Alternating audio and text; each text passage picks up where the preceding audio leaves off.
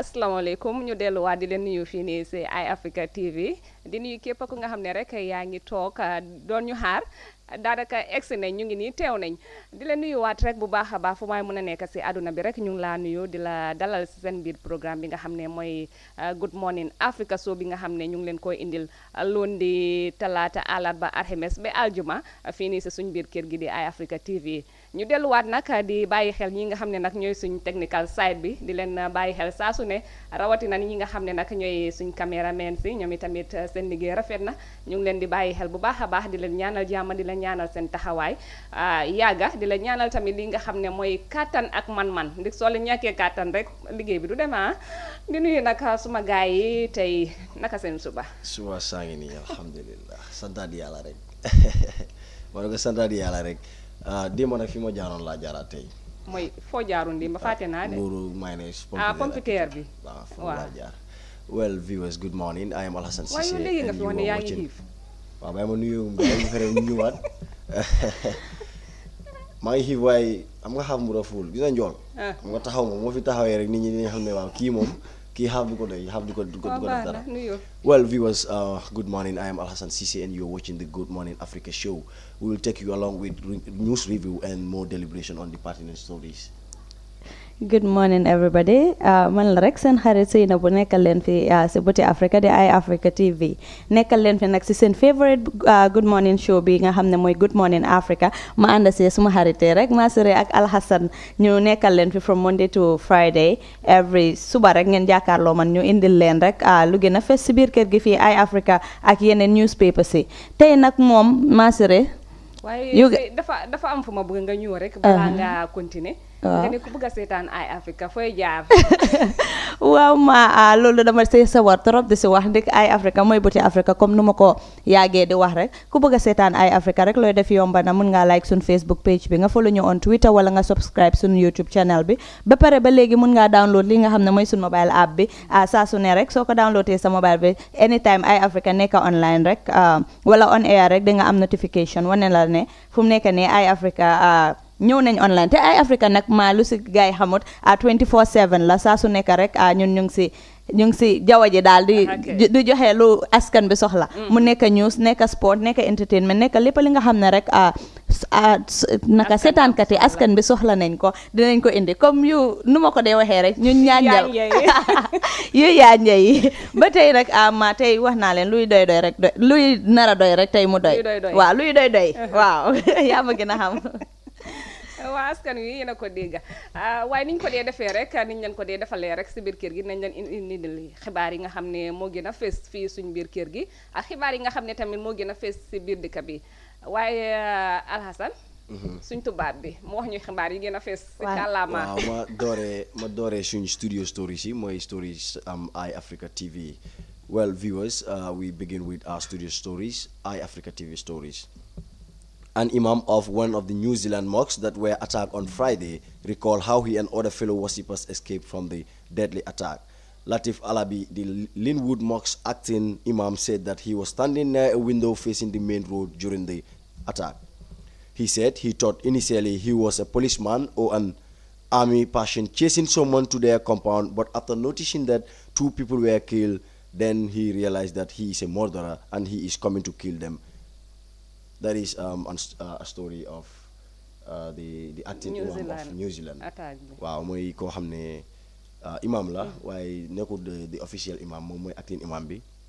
Li xew mooy mu ne dafa taxawoon si parenteer mu gis man bi mooy bi ñëwoon ku leen ñëwoon attaque noonu rey fa over 50 people.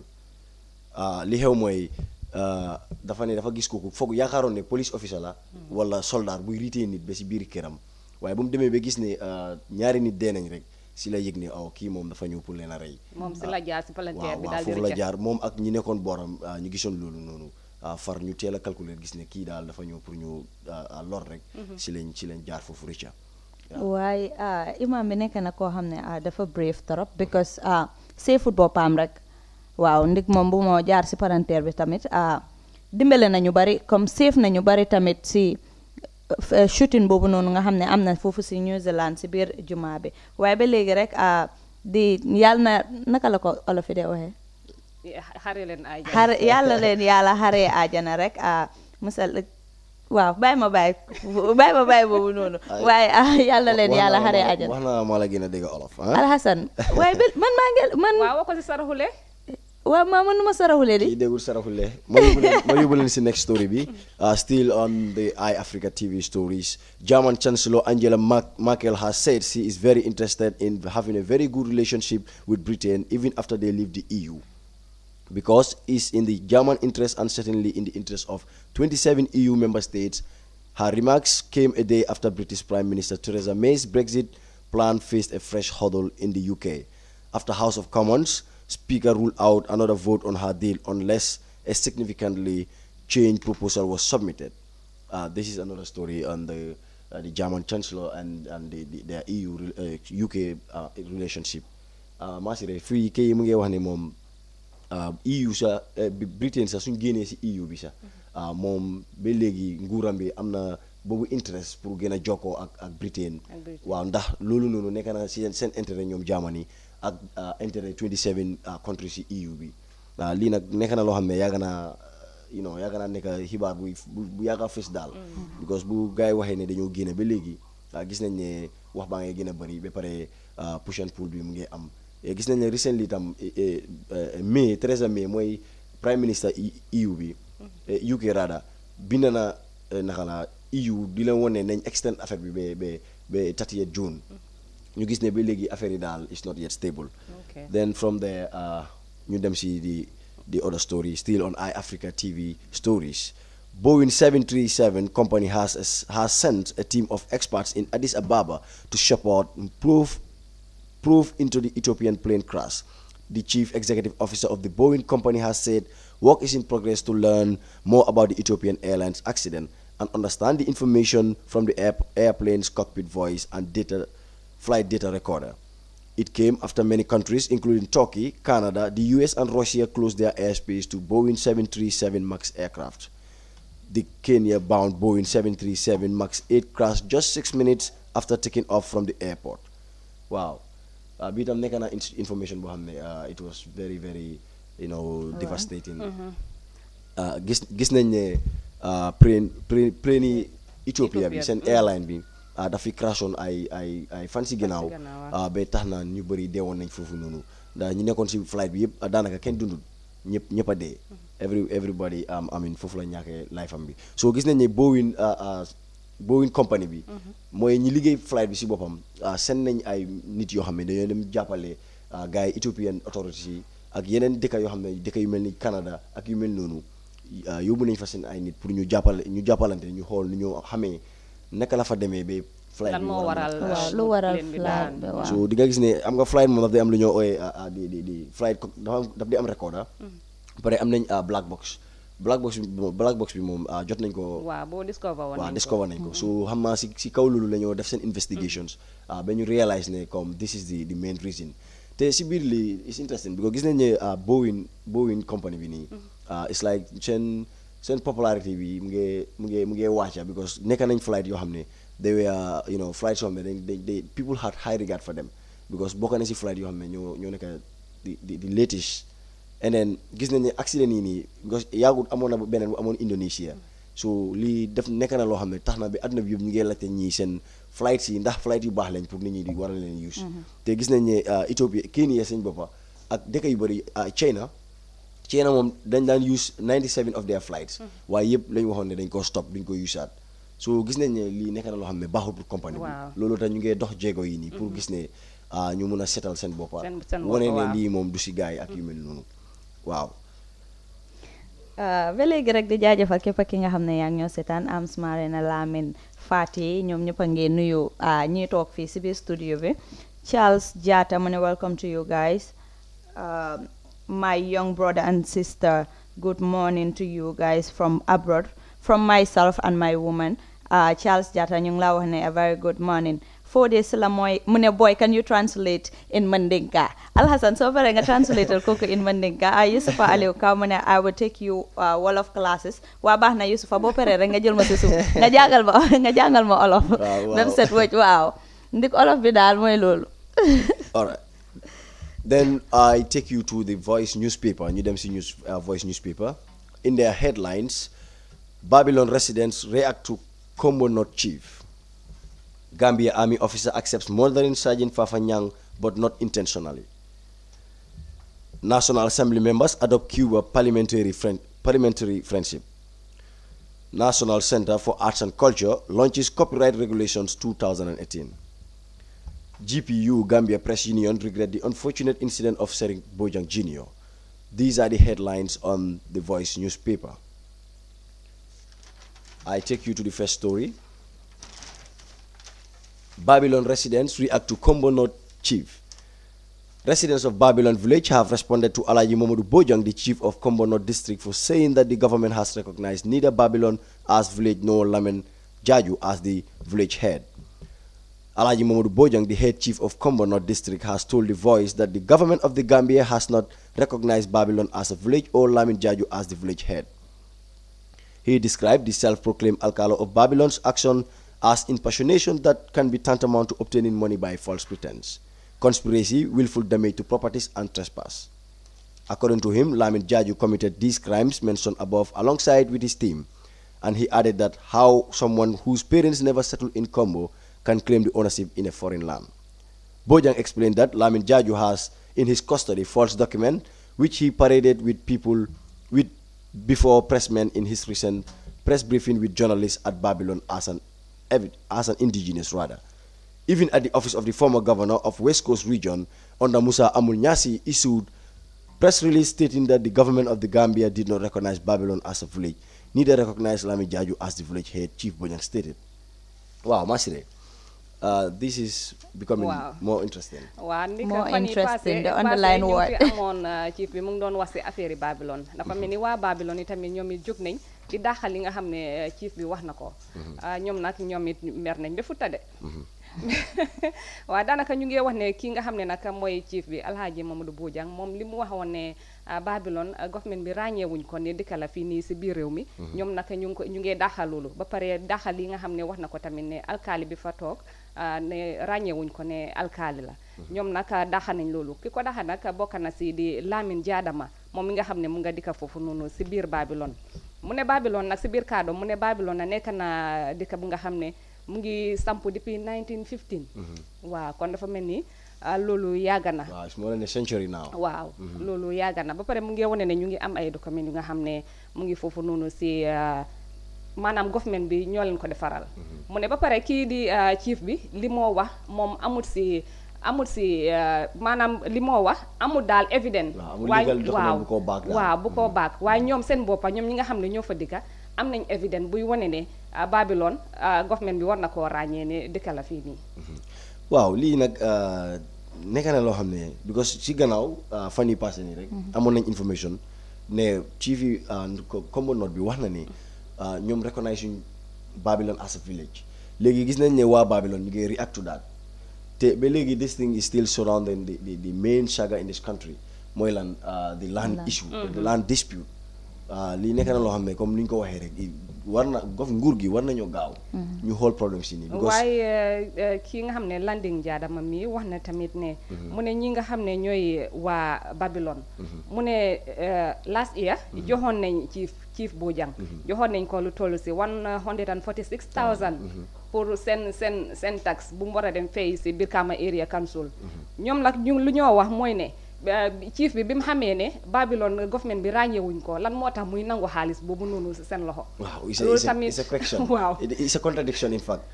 yow boo waxee ne dëkk bi ràññewuloo ko as a village ñooñu suñ fayee tax indil la ko as a recognized village then automatically yaakaar naa yow da nga war a reject loolu noonu and then you follow another due process boo xam ne yaakaar nga ne loolu moo gën a am authentic because if you say the village is not recognized ñu indi tax as that village nga accept loolu noonu loolu is a questionable thing Seynabou yow la am pour wax si loolu non yi fi Babylon sax dafa nekk loo xam ne nekkul lu ees comme yàgg na dafa nekk loo xam ne yàgg na su chief bi waxee wax na last week sa early this week waaw wax na then waa Babylon ñu ñëw respond ko si kaadoom bi it's like government bi moo am a question to answer comme question bi yëpp at the end of the day si government bi la dem because chief bi on behalf of the government la wax ne government bi recognize suñ Babylon as a country as a village and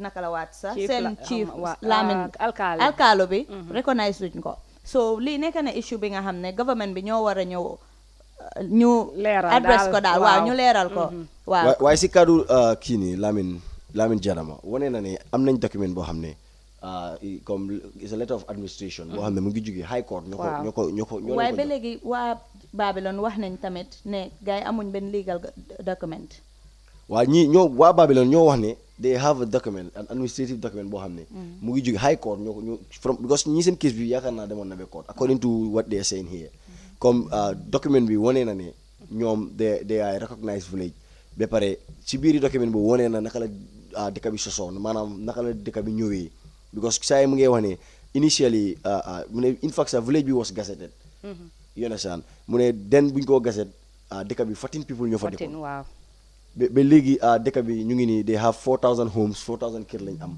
léegi ñu ngi am a population of over 16,000 so li nekk na loo xam ne daal is becoming interesting because ku nekk mu ngi dax ak sa morom li moo wax comme fu ñu ko dee daanelee rek ne land issues land dispute has been being the current issue in this country Berending Gunjur Sanyang Tanene you name them there's so much ba pare land commission bi bu ñu waxoon noonu because démb sax ñu ngi ko fi daan wax it's high time ñu proactive ñu gën a gaaw because di moo ñuy dilee di moo problème di gën a am rek di précaution bi ci la moo gën a am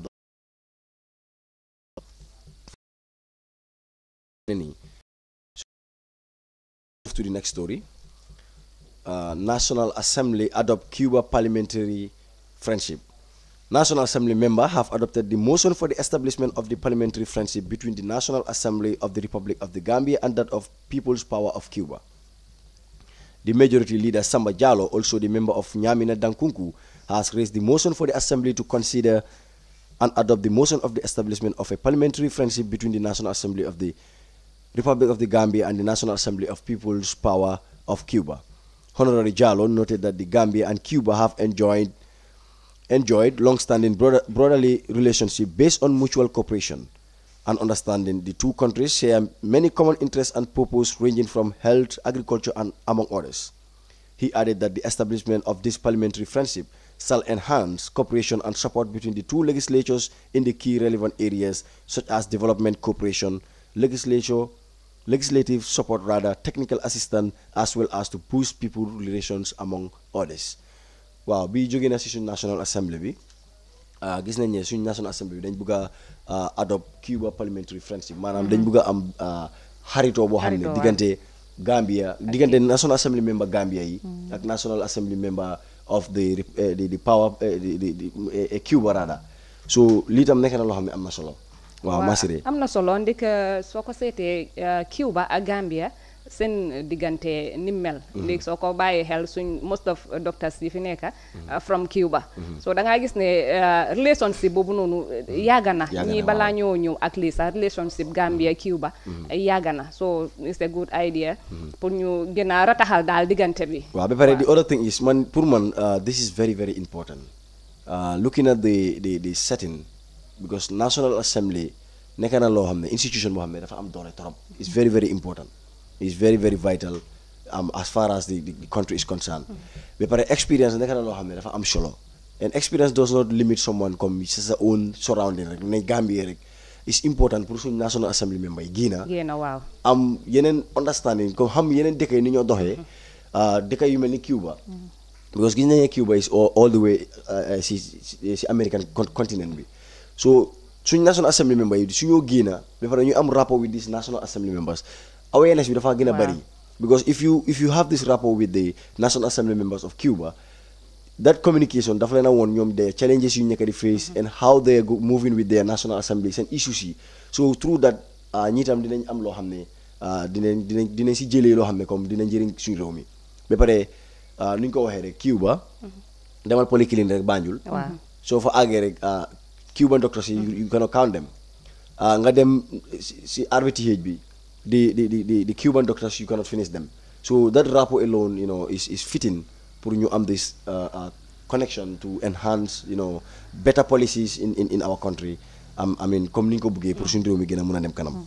Then we move to the next story. The National Center for Arts and Culture launches Copyright Regulations 2018. The much-awaited Copyright Act 2004 and its regulation 2018 was Tuesday launched at the National Center for Arts and Culture. The copyright regulations, which was launched 28 March 2019 by the Acting Director General of National Center for Arts and Culture, was endorsed in 2018 by the Minister of Tourism and Culture, Hamad Ba, and later published in the Public Gazette.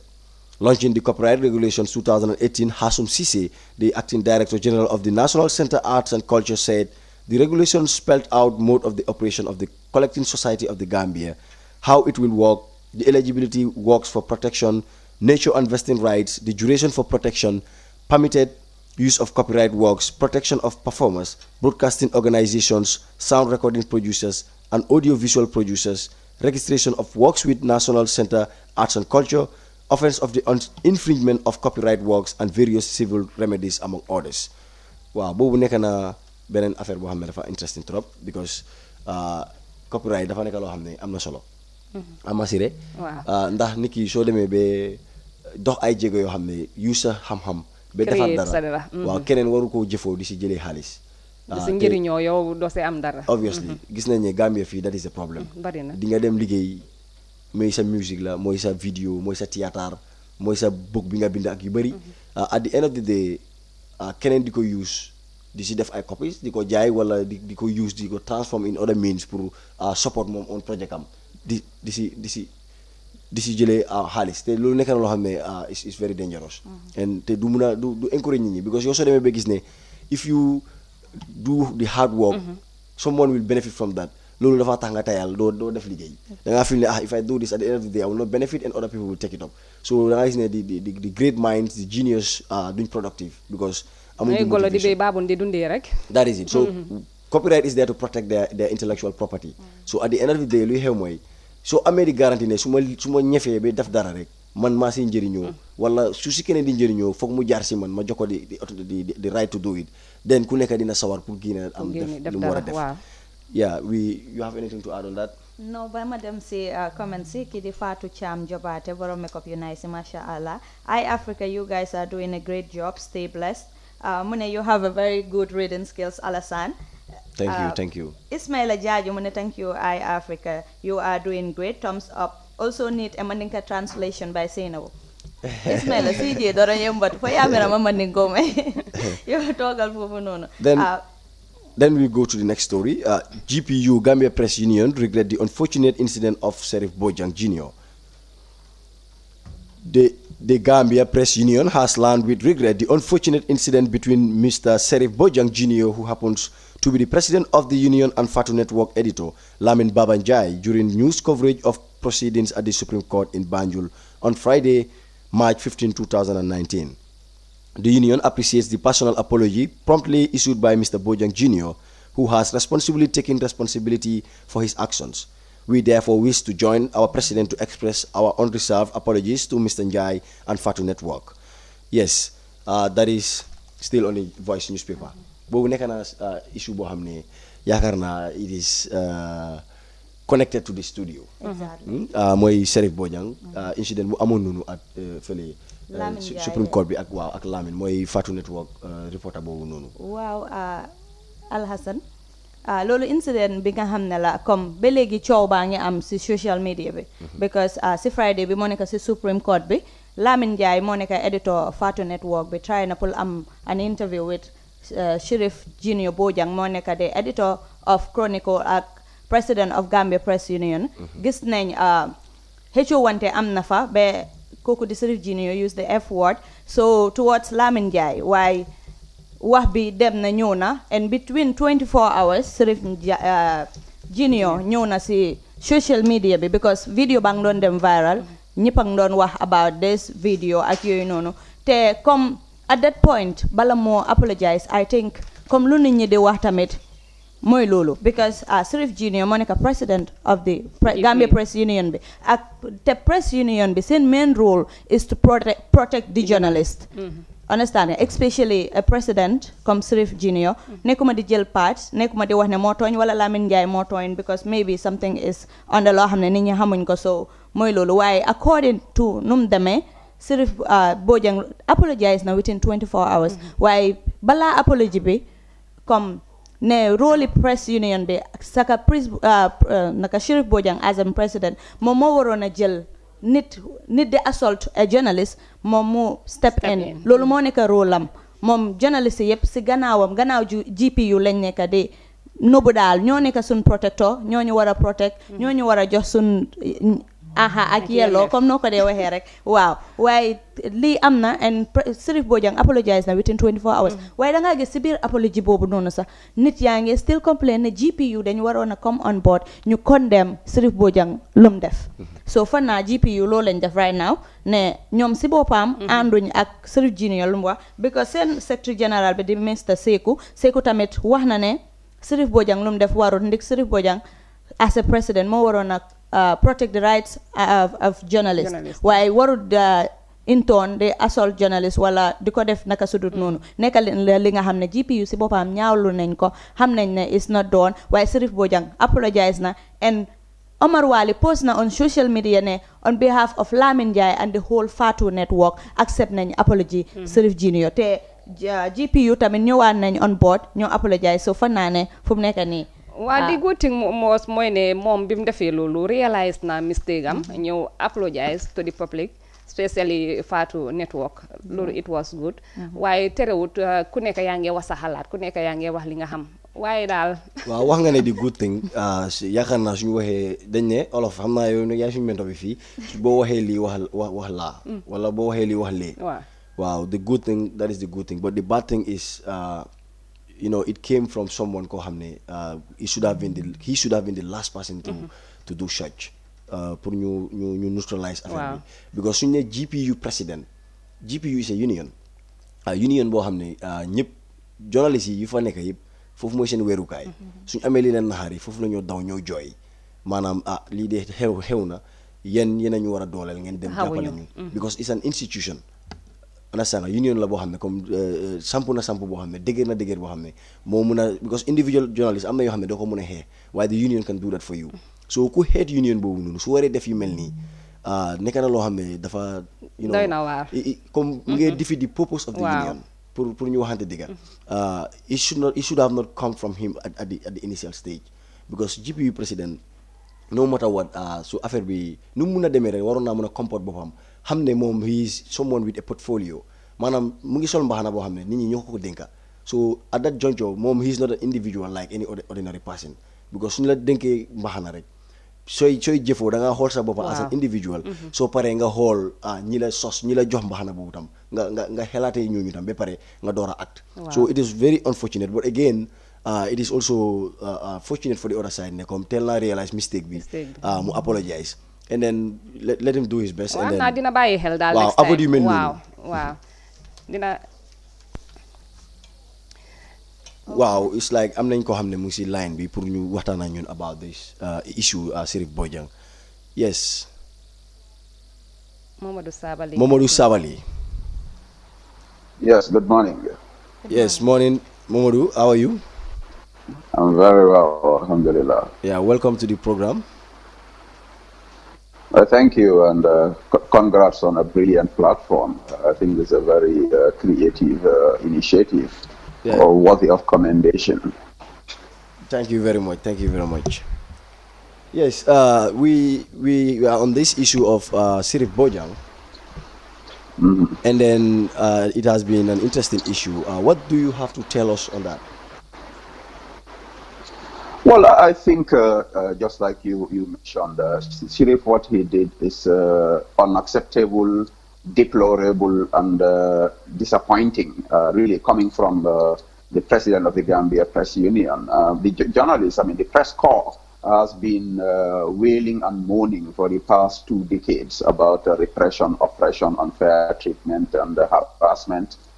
Only to have that freedom, like I said, I did an article on this actually, calling on the GPU to speak. You have this well thought out, well earned freedom, and then you want to mess up with that. It's completely disappointing and unacceptable. But what's even more disappointing is the fact that since this thing happened, the GPU executive decided to go mute on it. They did not say anything. Fine, Sirif apologized, and I think it's a dignified thing to do.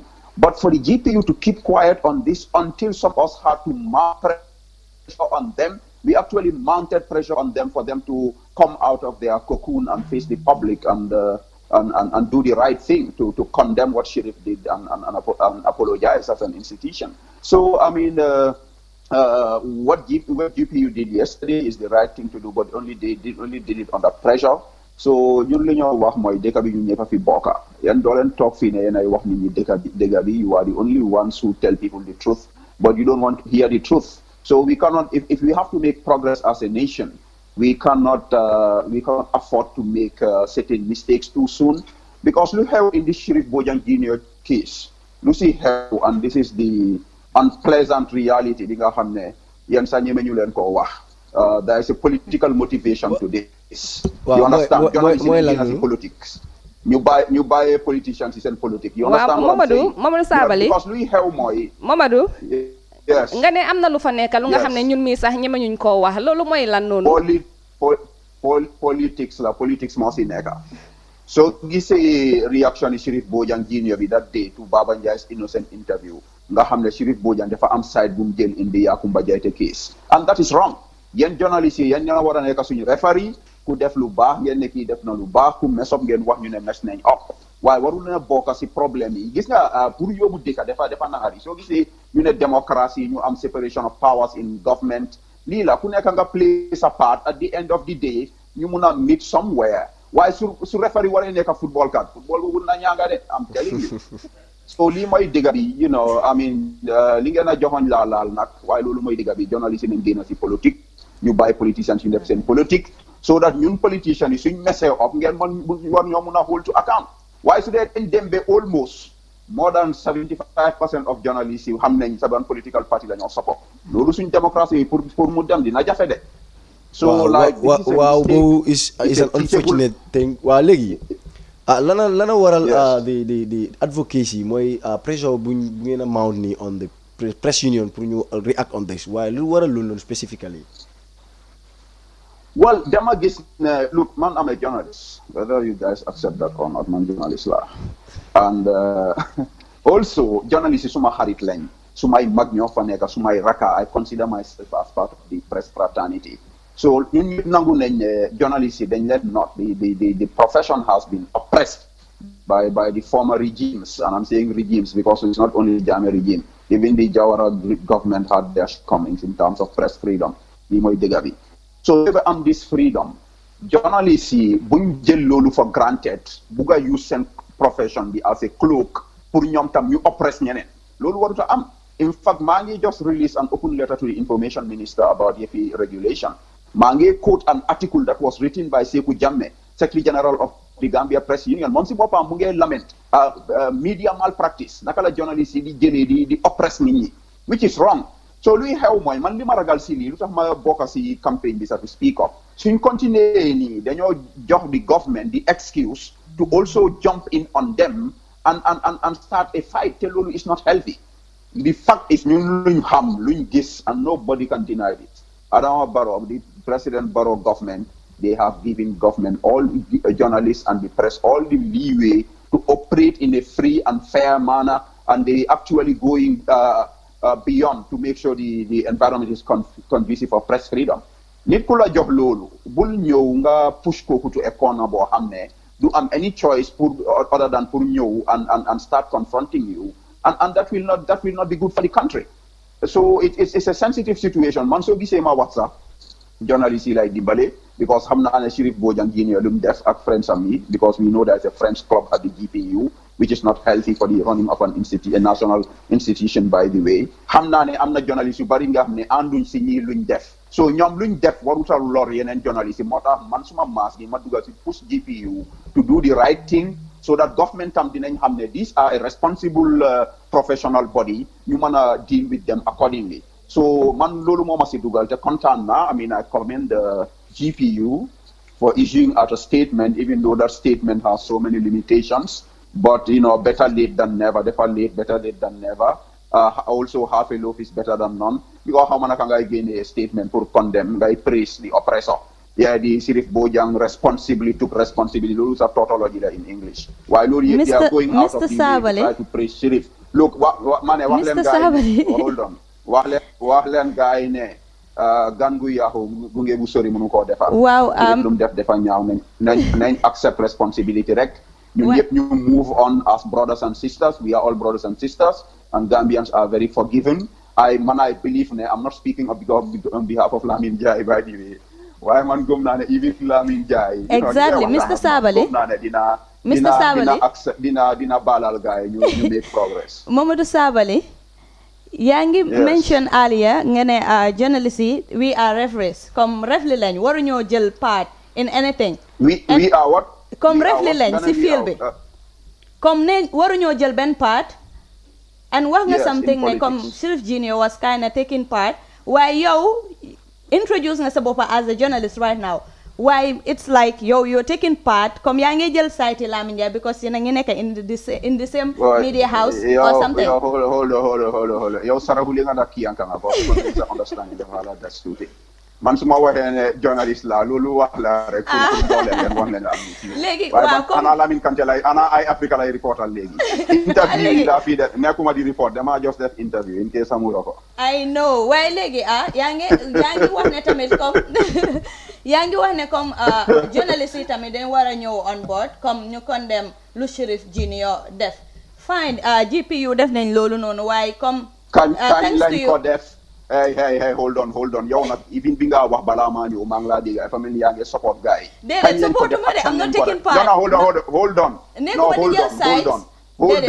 Hold on. This incident happened almost 1 week ago. I know. Sudan policeman moo def loolu Lamin Jai war a government official. Déedéet kon yéen yëpp maa ngi ñëw si loolu sax maa ngi la bëgg a tànn. No. Dama laa jox credit bi thank you because of you and the apology came late. It came late. Let's accept. Yes, Mr. Mamadou Sabali. The apology came late. We accept it fine. Def nañ ko accept nañ ko. Why biñ tar look. Let's not try to recast. No, hold on. Let's not try to recast the narrative. Lee is unusual, it's unethical, it's really, I mean, look, bul ma push ci direction boobu. waa Sabally pusuñ na si direction boobu. no hold on statement bi ñëw na after 1 week. it's fine better late than never. I think na daal look soo buggee dimbale gadiga bul ma push. déedéet waa nangu nañ waaye man li ma la bëgg a laaj mooy. ok gis nañ incident bi mu hapunee. gis nañ incident bi mu hapunee. kii nga xam ne Sirif Bojang dafa nekkoon for coverage. ak Lamine Ndiaye tamit ñoom yëpp di same intention lañ fa nekkee woon. so ndax Lamine Ndiaye lim def noonu nekkuñ sayti Lamine Ndiaye nekkuñ sayti Sirif. man xam naa sayt bi nga nekk jarul nga wax. déedéet waaye li ma laa laaj rek ndax Lamine Ndiaye lim doon insist pour wax ak Sirif ndax loolu tamit. it was right pour mu insist rek pour wax ak moom. it's perfectly in order because yow xam nga ne ñu ngi si sayt bi nga xam ne. ñun mi nga xam ne nekkuñ journaliste léegi simbi naa seen crab bi xam nga ne ko bëgg a nangu ñun mi nekk civilian da ngeen dee am pour go Lamin Kante I'll tell it man I just say it as Lamin Kante took him more than 3 weeks pour ma on this program so it's difficult pour ñun ñu nekkul journaliste pour ngeen am ñu fa interview su leen nit ñi dimbali wutee ngeen dimbale seen boppam boobu parce que lu xew mooy Sirif Bojang dafa nekkoon inside the courthouse room ñoom Lamin Ndiaye amuñ access moo tax mu laaj ko yow mi nekkeen foofu ndax dina my friend soo leen mënutee dimbale wante naka la dimbalee ñun yàlla sax mu ne ñun ñu nekk si suuf suñu yërmante moom nañu yërëm ñoom ñu nekk si kaw look affaire si ñaaw na rek war a defar soo yaaxee mu ñaaw. waaw Mamadou maa ngi am benn question balaa ngaa dem one more question balaa ngaa dem. léegi gis nañ façon yi su dee xew in many countries da nga gis nit ñi dañ dee demand a resignation of such a president. yow what is your take on that side ndax dafa woot mu resign wala moom resign. Really, am nañu call on Sirif Bojang Junior mu resign te ku ko wax am right pour wax ko waaye man as a person I have a soft spot for young people. Sirif is a young man, I mean ñun ñëpp xam nañ ne ñoom ñëpp jotoon nañoo mos si coono bi in terms of oppression and repression during the former government. He was in exile. gaa ngi ñëw ñu ngi set up am na an opportunity to rise a little bit in his career as a journalist. Man di fact ne apologize na man loolu doy na ma man Modou Sabally li ma si naxari rek GPU ñoom xamuñ ñoom dañ foogoon ne by keeping quiet they are helping Sirif but they didn't dañ waroon a teel a ñëw I mean like we are all brothers and sisters man mun naa ne lii war nañ ko mun a waxtaan ñu dem waaye Sirif Bojang na bàyyi xel ba pare mu ngi bàyyi brodaam Pa Modou Bojang dof boobu mel de Kering mu ngi bàyyi kooku mu ngi use plateforme am tàggat yi nga xam ne ñu ngi ko criticize si lii nañ bàyyi loolu what is wrong is wrong nañ toog waxtaan as brothers and sisters ñu resolve this thing waaye man personally I'm not asking Sirif to resign. To err is human. He's a young man dafa def mistake accept na dafa def mistake apologize na move the dialogue forward ñu rectify lii mu nekk a teaching moment for all Gambians to learn lessons out of this and it's not just GPU that should learn lessons from this government, ñun ñëpp war nañ soo mën a jàngee daal. Yes, thank you very much, Mr. Mamadou Sabally. Man waxuma ko man personally, yes. Yes, thank you very much for your time. We really appreciate having you. Thank you very much. I appreciate it. Thank you. Sorry for being a bit too harsh, but you're welcome. Execute. di ko jaajëfal rek kooku di Mamadou Sabally moom itamit wax na la am solo straight shooter waaye li mu mujjee wax am na solo mu ne ñun ñëpp ñoo bokka benn liggéey bi léegi daf dee baax su façon yi amee ñu toog waxtaanee ko balaa moo dem feneen ndig ñun ñëpp ñoo bokka benn jubluwaay bi loolu am na solo. yeah for sure lim wax daal li si ëpp ànd naa si. yeah comme ni nga ko waxee rek reality moo am solo in any endeavor doomi anama bi daal nañ xool loo xam ne moo gën a am solo ñu doxee loolu noonu li mu waxee ne GPU dañ war na teel a react is the right thing waruñoo na toog even for ay 24 hours sax dafa bari dañ war na teel a react pour ñu xam nga ñu ni ñu ko waxee sax ñu naxarlu affaire bi then affaire bi mun a neutralize then things moves on as nu mu war a demee waaye fu mu nekk dafa mel ni yëpp seddaan na daal. We take you to the next story, still on the Foroyaa newspaper. Pension payment is determined by one's salary, Managing Director says. Mohamed Manjang, Managing Director, Social Security and Housing Finance Corporation, stated that pensions are paid to be people based on their salaries.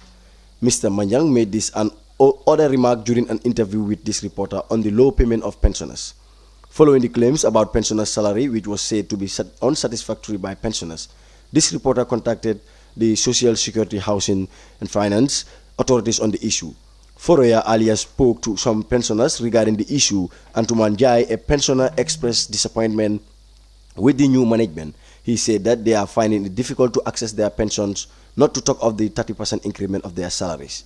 He noted that the Social Security should increase salaries in every 3 months, which has not been done since 2016 up to date. Well, be mom Social Security la. Ñom da amona time we feel trend about the staff ak union. Why be is about the pensioners. Wow, ñom ñu ngi woné né ñu ngi naharlu comme système bi nu mo déxé ñu né they are not happy with the management. Be paré waxkat bi ni waxna mu né mom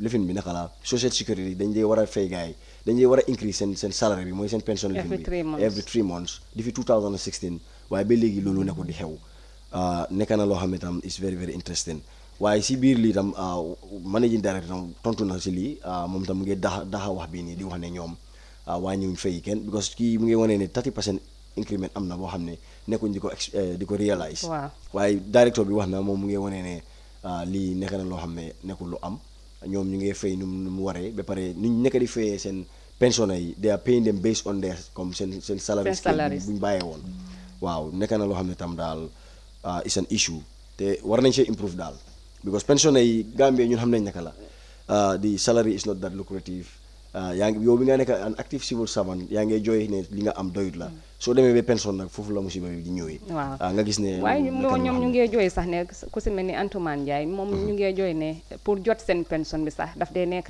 problème si ñoom daf dee difficult pour ñu jot li nga xam ne mooy seen pension bi talking of the increasement of loolu tax they should do something because pension yi daal dafa daw yaram waaye Alhasan comme pensionnaire si luñ dee wax moo nekk seen pension comme xaalis bi daf dee ndaw waaye manjang si biir waxam mu ngi leeral nit ñi ne pension bi dafa depend on si salary boo dee aan because dafa am salary bu nekk dafa am small portion bu ñu dee jël foofu noonu pour sa pension bi so su nekkee nekkuloo di receive salary bu bari expect loo pour sa pension money bi pour mu bari loolu la manjang di leeral because moom sax wax na ne comme ñoom duñ dee di dog benn salary comme benn xaalis comme pension money duñ ko dee di dog ba pare leeral nañ ne comme ku am concern rek ku am lu la jaaxal moom may na la right bi pour nga contact ko directly comme soo amee lu la jaaxal yëppi xaalis bi waaw ku si am lu la leer mën nga koo contact directly te soo ko contactee tamit moom dina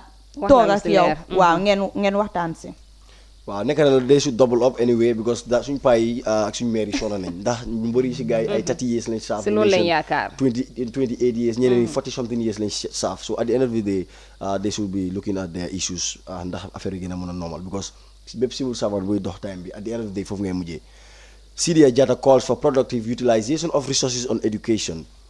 Sidia Jatta, the National Assembly member for Woolly West, has urged for the productive utilization of the minimum resources available to educate Gambian children instead of building schools within every 3 kilometers, with fewer children to attend. Jatta said this on Tuesday, March 19, 2019, at the first ordinary session of the National Assembly in the 2019 legislative year. During the question and answer session between legislators and the Minister of Basic and Secondary Education, Minister of Basic and Secondary Education, Claudiana Cole, in normal circumstances, every village should have a school, and my normal circumstance here means when the populace have fully grabbed the essence of education and every child goes to school. But we live in a situation where that is not the fact, the member of Woolly West said. Jatta urged that the minimum resources be strategized and utilized judiciously owing to the fact that schools are not built for sake of building them, but for the dispensation of education, that what is happening is there a beautiful structure everywhere with multiple grade teachings in a class. Yi ñooy kaddu Sidia Jatta di wax mbiri education bi ni ko utiliser am na solo trop because man my experience my realize bi ma nekkee CRR li fa xew mooy amoon na dëkk bu ñu ooyee Fass because school bi dafa nekk school boo xam ne dafa ñàkk ay xale yu dem school bi the structures are there, everything is intact, but they are grade 6 they have grade 6 and grade 5 multi-grade lañ ko ooyee then they blend. If you blend those two classes, they have 6 students. Yeah, grade 6 and grade 5. They are all in the same class, multi-grade. The total number is 6 students. So, Sidia Jatta, you mainly it's not necessary schools in every 3 kilometers. Why let's make best use of the schools then you make sure you at a strategic position students school be a good number we attend and then ñu mun a am a productive education. waaw loolu am na solo parce que waaw ñu ngi ñoo wax ne time bi jeex na xam naa dañ koo tënk foofu noonu rek ba ëllëg say sa last words ak comments yi nga am rek. waaw ba léegi rek di jaajëfal képp ki nga xam ne seen nga message rek ba léegi di wax kooku di Fatmata Jajo in UK happy birthday yal nga ko fekkee at yu bare ba léegi maa ñu tëjee fii rek man duma dem fenn ba 6 o'clock incha allah ma jàkkaarloo yéen si Best of Gambia ba léegi ma jox leen dig dajee rek ba 6 o'clock waaye bu kenn poussé place TRRC mu ngi ñëw Eye Africa TV Beauty Africa ñooy feeñal lépp li nga xam ne mu ngi nubu si biir réew mi àll ko wër incha allah bu kenn poussé place ñu ngi ñëw. Well, viewers, this is all we have for you on today's edition of Good Morning Africa Show. Goodbye for now till tomorrow. waa askan wi loolu lañ leen amaloon tey fii si Eye Africa TV di gërëm képp ku nga xam ne rek seen in nga sa comments ñu ngi laa jaajëfal képp ku nga xam ne yaa ngi doon seetaan tamit jaajëfal nañ la rawatina kooku di Mamadou Sabali moom itamit ñu ngi koo jaajëfal si time am boobu noonu di ñaanal nag dëkk bi yal na fi yàlla def jaama yàlla may ñu kendali jaama di leen jox dig dajee nag ba suba si aljuma bi incha allah kon ñu endoo jaama.